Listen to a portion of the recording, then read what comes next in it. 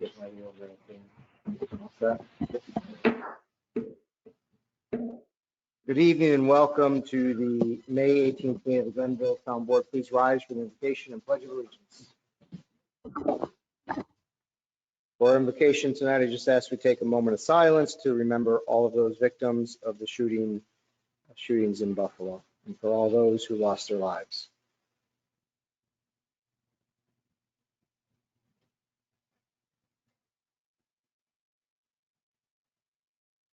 Amen.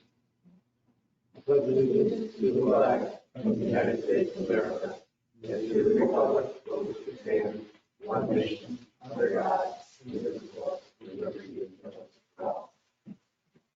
Please call the roll. Councilman Martin? Here. Councilman Rutherford? Here. Councilman Glenville? Here. Please note for the record, Councilman Rudowski is absent. Supervisor Tusher? Here. So the agendas are out front and you all have them at your desk. There are some changes to the agenda. First and foremost, item number 5, public hearing regarding the proposed Hortsman Farm PDD has been, we will be rescheduling that. We did not get proper notice of that as enough days. Yes. Number 5 is the one that we're doing tonight. The ones that we're rescheduling are 18. We're not doing a public hearing. We can't do No, we're calling for a public hearing. Right, but I'm taking the public hearing off. Which I heard of you morning.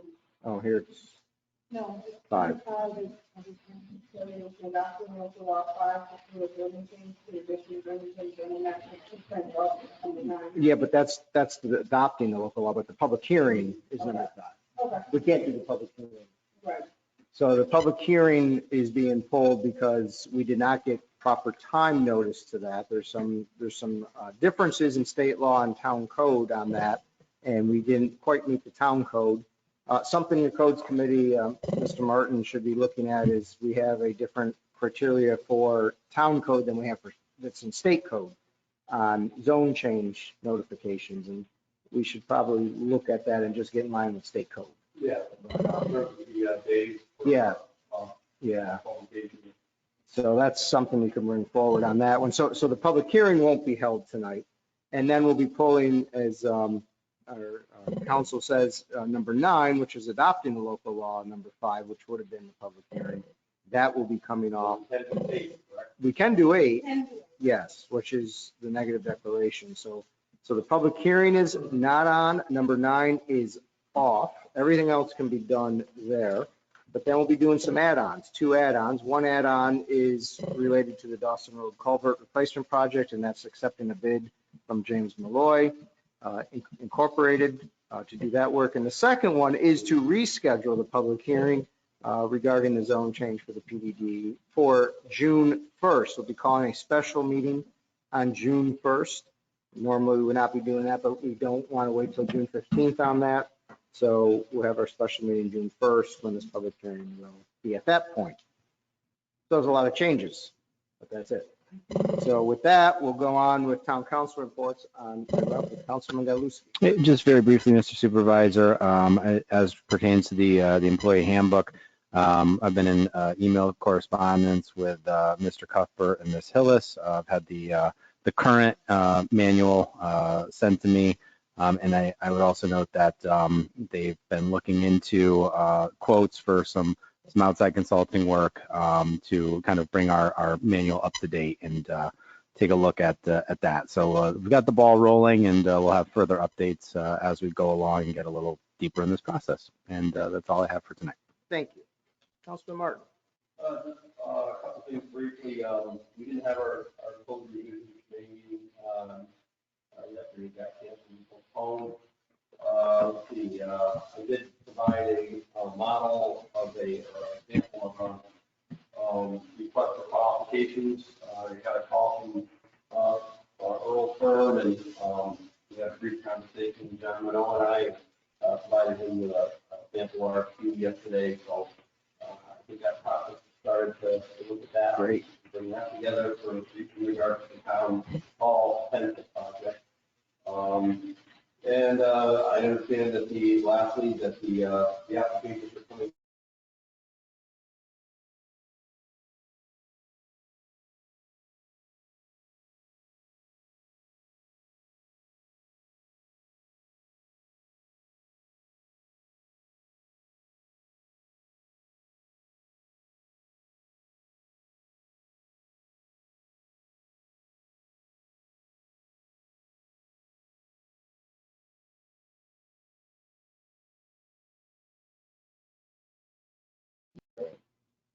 Surprise. Very good. Surprise. Yes. Very good. Hmm. Thank you. And we'll move now to, since item 5 is off the agenda, privilege of the floor, which is open privilege of the floor. Anyone interested in speaking at privilege of the floor? Going once, going twice, seeing none, privilege of the floor is now closed. Supervisors' comments to the board. I think I'll just stay here if that's okay for folks instead of walking all the way over to the podium tonight. I just really have a financial update for everybody. We have filed our 2021 year-end financials with the state comptroller, and I'm pleased to report that we've ended surpluses in all major funds, including town general, outside, highway, sewer, and water. Importantly, in 2021, we're able to keep our adopted fund balance policy and maintain available fund balance levels between our 15 and 25% of appropriations, which is our policy. Later this evening, we'll be voting our annual mid-year budget amendments, which we do every year, and including adding funds to various debt reserve, capital reserve, and capital project funds in accordance with our fund balance policy.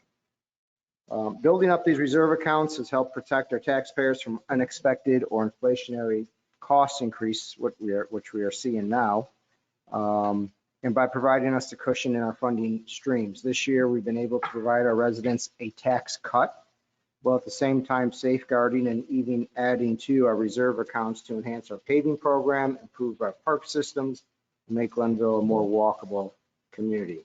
This solid financial planning continues to pay dividends for us in the entire town.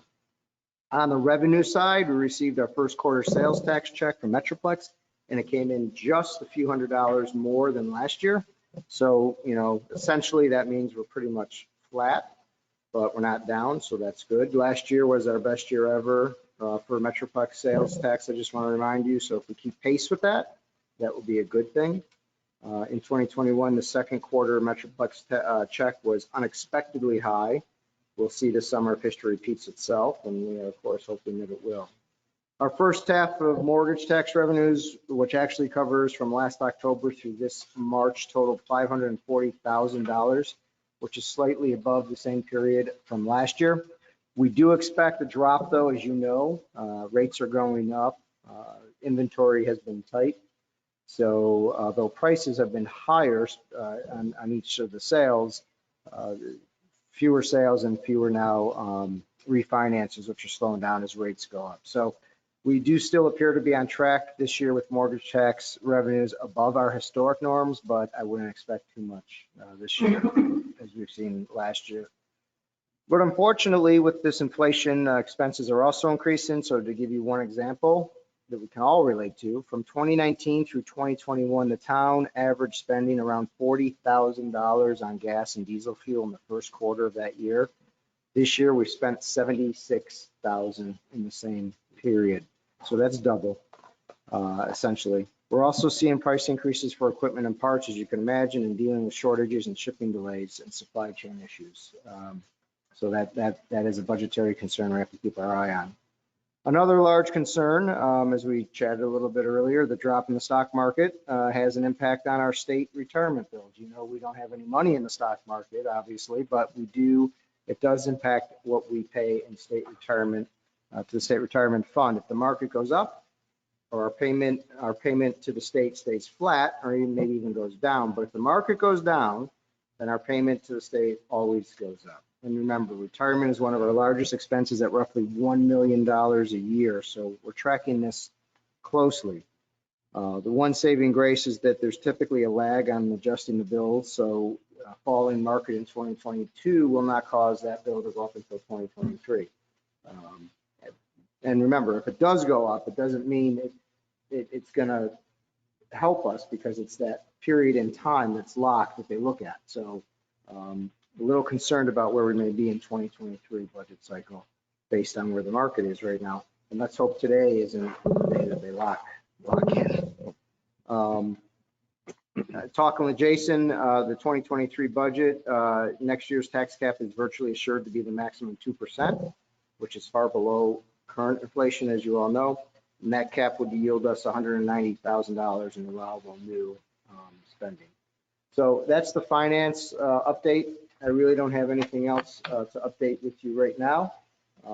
But I just wanted to make sure those were all on your radar screen. As we go into summer, and summer starts our early part of our budget season, so it starts to get fun in July and August. So that's where we are. Any questions? Thank you.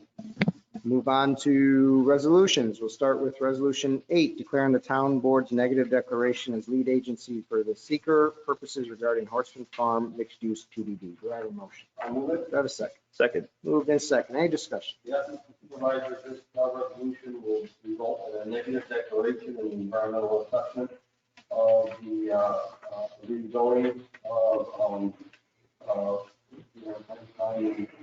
parts of the village here, but, well, to accommodate the plan unit development that was on for our public hearing and will be rescheduled to June 1st.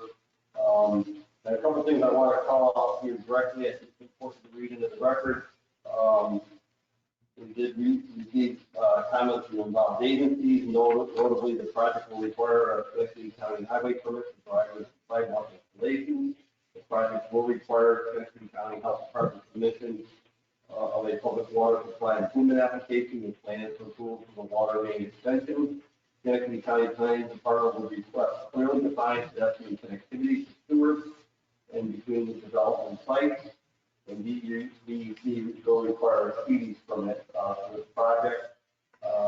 New York State DOT will require a highway access permit for the driveway at 150, and the Army Corps of Engineers requires a jurisdictional impact determination. And then also notably, the Glenville Planning and Zoning Commission has reviewed this preliminarily and has made the following recommendations to us as the approving board. No building could impact the floodplain associated with Portsmouth Creek. A stormwater pollution and prevention plan will be required. The commercial portion of the project should be developed first to make sure the commercial obligations for this development is completed. There are traffic concerns with the existing area traffic flow and commercial traffic flow storage. A traffic study will be required for this application. I think that's referring to site plan review. Yep. We'll go back to the planning and zoning commission for site plan review and approval. Landscape buffering will be required on the northern side near some of the existing residential areas. Additional buffering along the project area should be considered. They would like a clarification of the parking language, delineation of the subdivision on the site plan. At this point, this is not only just a zone change, but apparently only further subdivision is occurring. And setbacks should increase setbacks should increase the quality of life.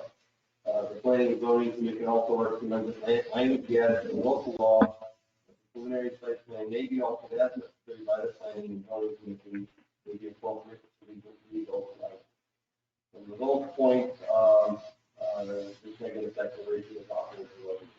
And I'll just make a note that we're getting to the end of the DC's recommendations in the final form of the local law. So we will people putting Yeah, the it was local there. law.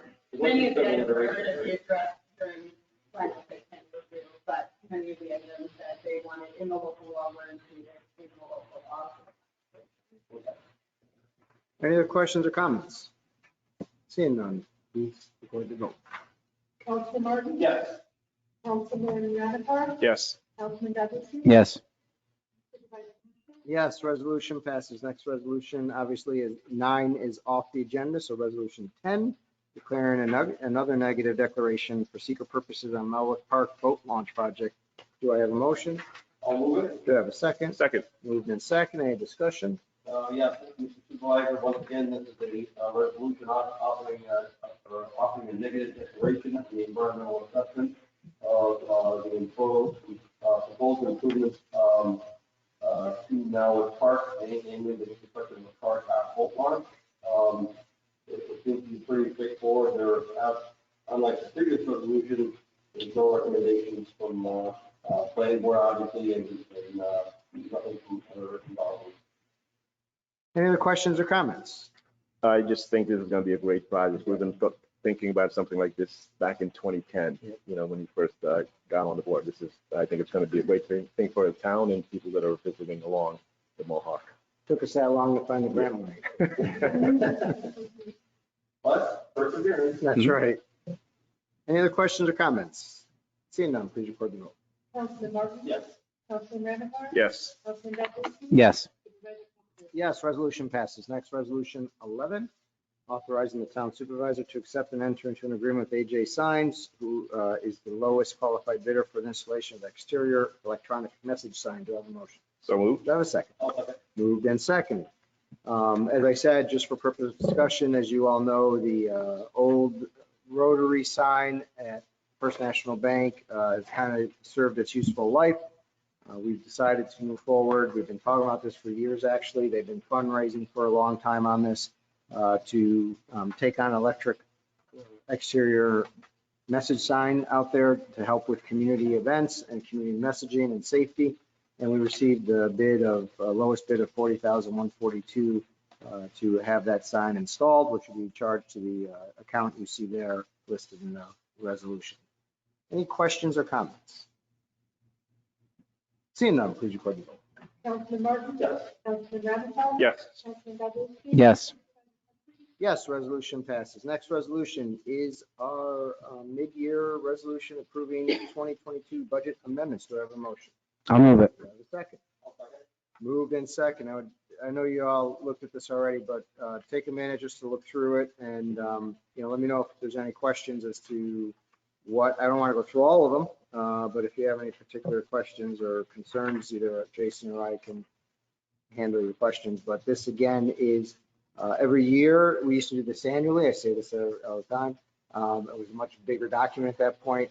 Jason has been efficient and kind enough to do this on a twice a year basis, and so it's a little more efficient for us. And this is just, again, the moving of our monies from one account to another regarding fund balance policy, or regarding if there's an overage or surplus or something being moved within the town budget. Any line stick out or have any questions? Like, $340,000 in increased revenue is what it says there. The federal ARPA money was put into that and then paid out, as you could see in the other line, ARPA money, $340,000 went out to the nonprofit sports leagues, small businesses, and those things that we're doing to with our ARPA money. I have a question or a third more of a comment. The interfund transfers, this is the thing that I'd like to call out. These are the things that are, I think have real tangible effects to our residents. For example, capital reserve being transferred to the H Mansion, and what's going on there, covering the cost of that. Capital reserve transfer to the Valley Boat Launch, for example, $150,000 there. Unappropriated fund balance with our capital reserve. From my standpoint, I'm very happy to see these kinds of actions occurring, within town finances, because these are the things that, prevent us from borrowing. We're paying as we go to the extent we can, and much more than a lot of other municipalities, and therefore we're keeping the burden down with the taxpayer. I just want to call that out and point that out. I think those are all, very, very positive moves here. If all these listed amounts are bringing about some tangible improvements that are being paid for as we go without borrowing.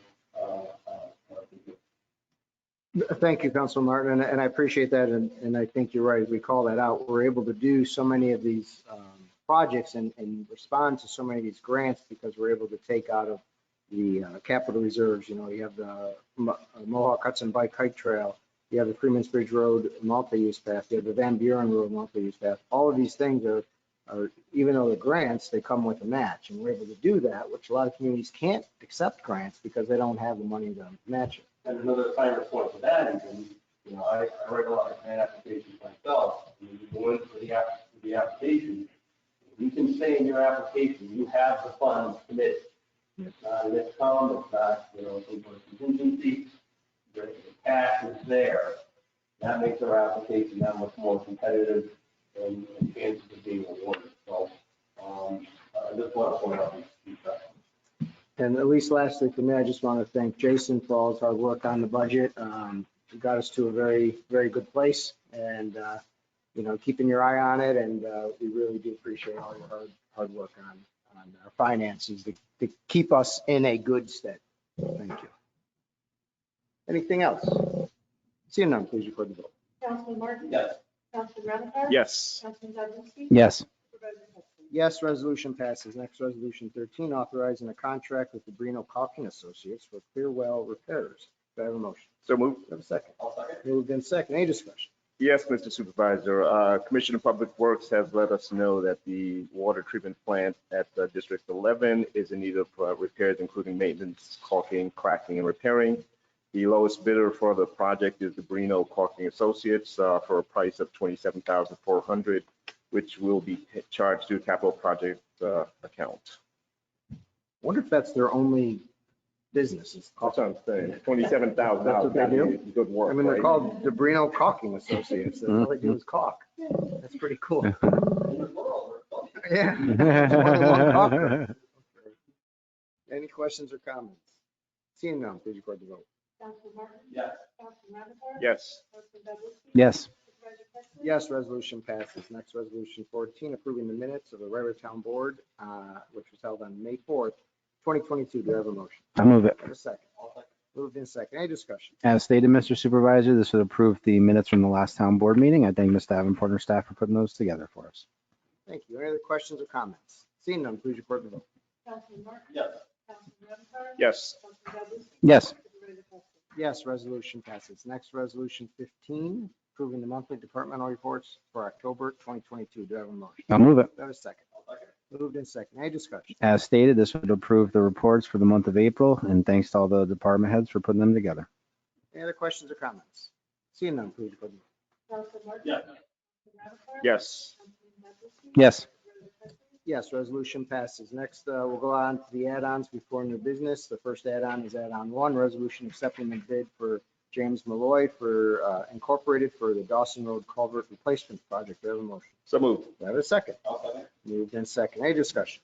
Yes, Mr. Supervisor, like you just said, that bid is to repair the bridge on Dawson Road, which is a steel stringer bridge. It's deteriorated, supporting steel beams are corroded, it's just falling apart. James Malloy is the lowest bidder, which will be paid as $528,000 be paid in serial bonds for the project, which is including in the 2020 adopted capital budget. Any other questions or comments? The amount is 306,900 for the general construction work. But I think we bonded. Yeah, so but the bid was only 306,900. Oh. And Absolutely. Thank you. Good point. Any other questions or comments? Seeing none, please. Record the vote. Councilman Martin? Yes. Councilman Ramichardt? Yes. Councilman Zaborski? Yes. Supervisor Hudson? Yes, resolution passes. Next resolution, add-on 2, scheduling a public hearing for all those interested in the proposed zoning change for PDD at the Hortsman, what is known as the Hortsman Farm PDD, and that will be held on June 1st. Do I have a motion? I'll move Do it. I have a second? Second. Moved in second. Any discussion? Yes, Mr. Supervisor, as previously mentioned, this is a resolution that rescheduled the previously scheduled public hearing. The new date and time is June 1st, 2022, in this room at 7 p.m. This will accommodate adequate time for publication and public notice, so that's why we're rescheduling it to June 1st. Any other questions or comments? Seeing none, please record the vote. Councilman Martin? Yes. Councilman Ramichardt? Yes. Councilman Zaborski? Yes. Supervisor Hudson? Yes, resolution passes. We'll move on to new business. Start with Councilman Galuski. Just a reminder that the Memorial Day Parade is back in the Village of Scotia, and that is next Wednesday, followed by the service that they have next to the library at the little Veterans Park there. Start time 6 o'clock, I believe. Yes. So looking excited. It's back. No, it's a bit of the meaning behind Memorial Day is a bit of a somber meaning, but it's also looked at by many as kind of a time that we acknowledge the beginning of summer, and certainly looking forward to the parade. So that's all. Thank you. Councilman Martin. Councilman Ramichardt. Nothing new. So I just have one item I forgot to mention in my supervisor's report. The town has finally, Councilman Martin, I think you're aware of this, come to terms with a planner one. We'll be hiring a planner one very shortly. Nicholas Shiviani. He comes to us from Chicago, so it's quite a commute. No, it's quite a relocation. So he'll be relocating here. We're looking right now to try to get Nicholas on board by August 1st. They're excited. His girlfriend is also in Chicago, but she's taking a job with Knowles Atomic Energy. So works out very nicely for them coming to this area. He's got a good background in regional planning in Urbana, Illinois. And he was a very good interview. I think, Jim, you were on that interview. And so we finally have that settled, and hopefully he'll be starting by August 1st. That was a long, thorough. That was a long start. Yes. And I think no one's happier than Melissa. So that's all I have on new business. I'll take a motion to adjourn. I'll move. Second, moved in second, all in favor? Aye. Any opposed? We're adjourned. I